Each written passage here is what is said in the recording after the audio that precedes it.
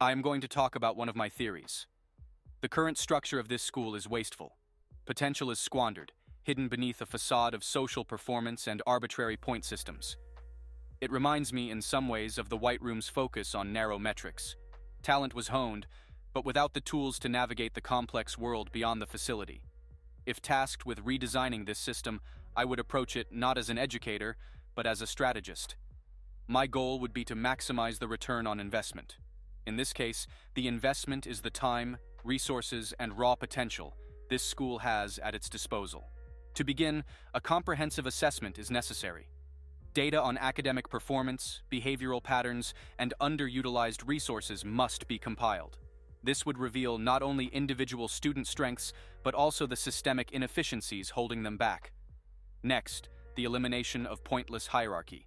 Class designations like A or D manufacture false divisions, breeding complacency in some and defeatism in others. A true meritocracy must be implemented. A transparent system where advancement is based purely on demonstrated ability. This creates a consistent incentive for personal growth. Resource allocation is key.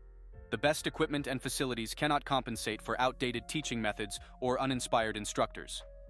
Teacher training focused on adaptability and problem-solving is essential.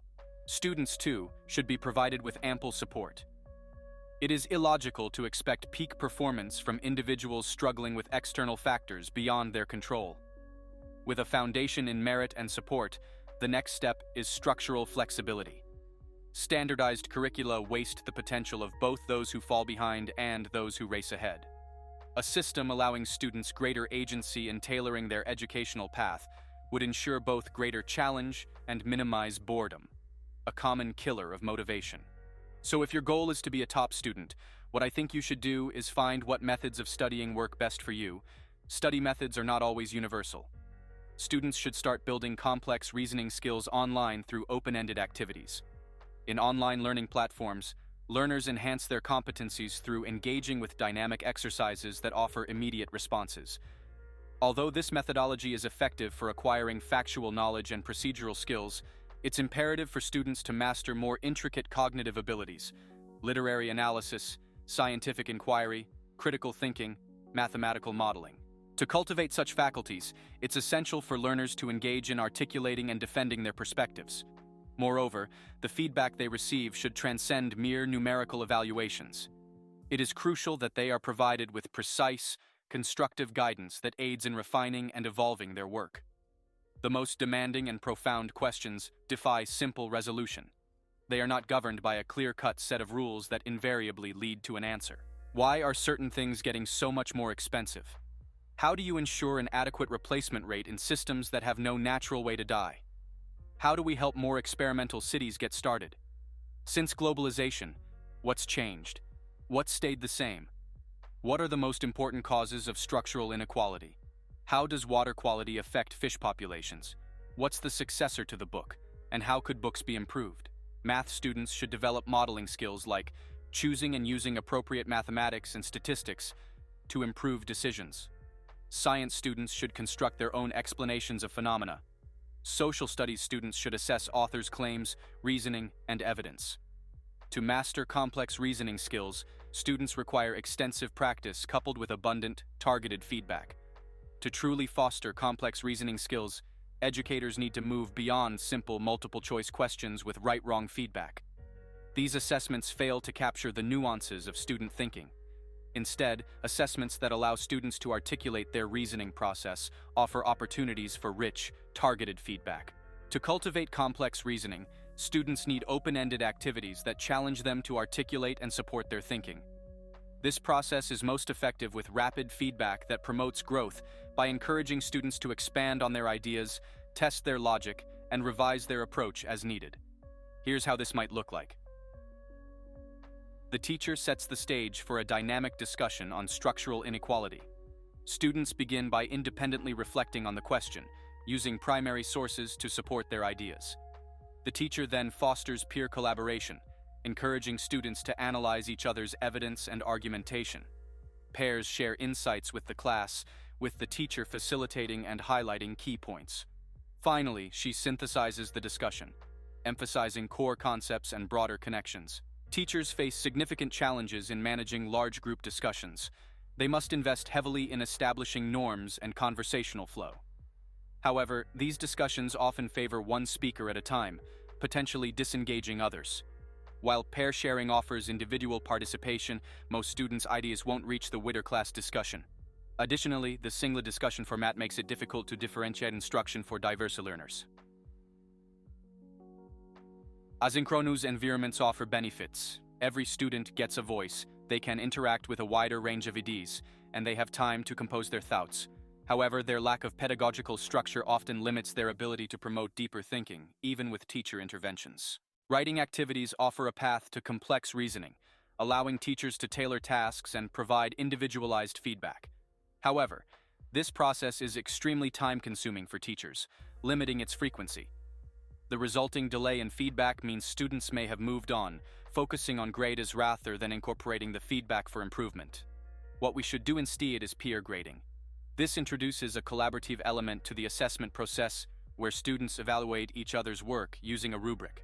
Writing activities often feel heavy for both students and teachers. A better solution would feel light, like a fluid conversation. To expand students' thinking beyond their own initial responses, we facilitate structured exchanges with both peers and experts. These peers may be classmates or students from different learning communities, engaging in both synchronous and asynchronous discussions. The pedagogical principle is that students build their understanding of the skill by effortfully engaging with others' use of that skill. Similar to a dynamic classroom discussion, students actively engage with their peers' ideas, responding, building upon them, and integrating them into their own thinking. After engaging with a curated selection of peers, students enter a broader phase of reflection and revision. They can explore their entire class's work, consider the feedback they've received, and use those insights to refine their original responses. The revision step is a crucial learning opportunity. Students revisit their work, integrating new perspectives gained throughout the activity. They have the freedom to revise multiple times, with the understanding that there is no single, final draft. This process fosters continuous improvement and self-reflection. While peer feedback plays a role, my model emphasizes the transformative nature of actively responding to others' work. Research shows that the process of thoughtfully crafting replies leads to greater learning gains than simply receiving feedback. Though peer feedback can be valuable, the act of engaging with others' ideas drives student motivation and a sense of responsibility for their work. My open-ended activities are meant to help students develop specific, complex reasoning skills. So when students engage with others' responses, we help them view those responses through the lens of the relevant skills. That is, sentence starters prompt students to do something effortful with their peer's answer, which might support the activity's target skills.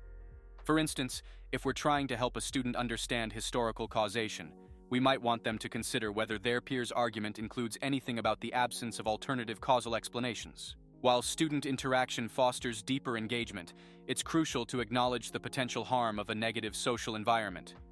Bullying, abuse, or even apathy from peers can significantly damage the learning experience.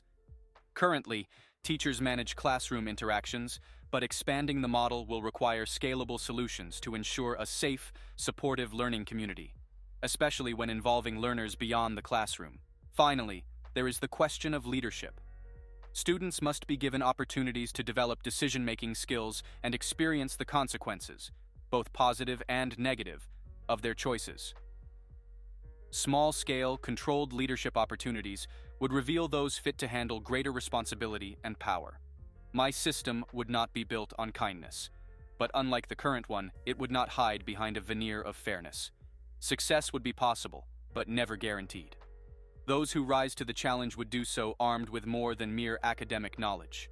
They would possess resilience, resourcefulness, and the ability to understand the mechanics of a system, whether to work within it or to strategically dismantle it. Is this the best way to educate? Perhaps not morally, but it is the most efficient way to identify and cultivate those individuals possessing the true potential to lead and shape the world outside these school walls. And ultimately, efficiency is its own kind of power.